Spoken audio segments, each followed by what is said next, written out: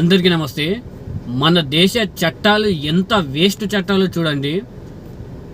ఇసుంటి చట్టాలు ప్రపంచంలో ఏ దేశానికి కూడా ఉండవు. అసలు ఆఫ్ఘనిస్తాన్కు ఉండవు. ఎంత చిల్లర వేస్ట్ దేశాలకు కూడా ఇలాంటి చట్టాలు ఉండవు. 2008లో దేశవ్యాప్తంగా బాంబు దాడులు జరిగినాయి. 2008లో జైపూర్ కానీ, దిల్సుఖ్ నగర్ కానీ, గోకుల్ చాట్ కానీ, ఈ విధంగా చాలా ప్రాంతాలలో ఆ టైంలో బాంబు దాడులు జరిగినాయి. సుమారు ఈ బాంబు దాడులలో 320 మంది చనిపోయారు. 320 మంది చనిపోయారు. 2008 అని చెప్తే సుమారు ఇప్పటికీ 17 సంవత్సరాలు గడుస్తుంది. 17 సంవత్సరాలు గడుస్తుంది. అయినా కూడా వీళ్ళకి ఇప్పటికీ శిక్ష పడలేదు. సిగ్గుచేటు నిజంగా.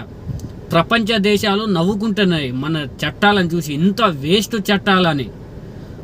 దగ్గర 300 పైన మందిని, మన భారతీయులని చంపిన వాళ్ళని మన దేశ ప్రభుత్వాలు మేపుతున్నాయి. బిర్యానీలు తిండి పెట్టి వాళ్ళని మేపుతున్నాయి. అసలు కసబుకు కూడా ఉరిశిక్ష ఏ విధంగా పడ్డదంటే, అక్కడ ఒక చిన్న పిల్ల వచ్చి సాక్ష్యం చెప్పింది కాబట్టి వానికి శిక్ష పడ్డది. లేకుంటే వాడిని కూడా మేపేవాళ్ళు.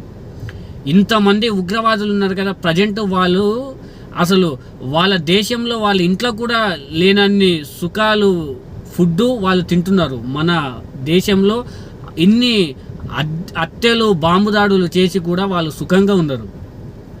ఇప్పటికైనా మన దేశ చట్టాలని మార్చుకోకుంటే మనంత వేస్ట్ ఇంకేముండదు.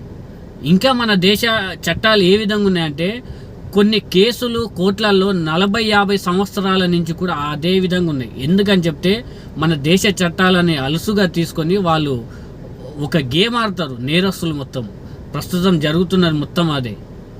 ఇప్పటికైనా మన దేశ చట్టాలని మార్చుకోవాలి. ఇంత చిల్లర చట్టాలు ఏ ప్రపంచంలో ఎక్కడ కూడా ఉండవు. ఆఫ్రికా దేశాలలో కూడా ఇంత వేస్ట్ చట్టాలు ఉండవు. అక్కడ ఉన్న ప్రజలకి ఏమైనా దాడులు జరిగితే ఇమీడియట్గా చర్యలు తీసుకుంటారు. కానీ మన దేశ చట్టాల వల్ల వాళ్ళని మేపుతున్నారు. వేస్ట్ చట్టాలు మన దేశ చట్టాలు.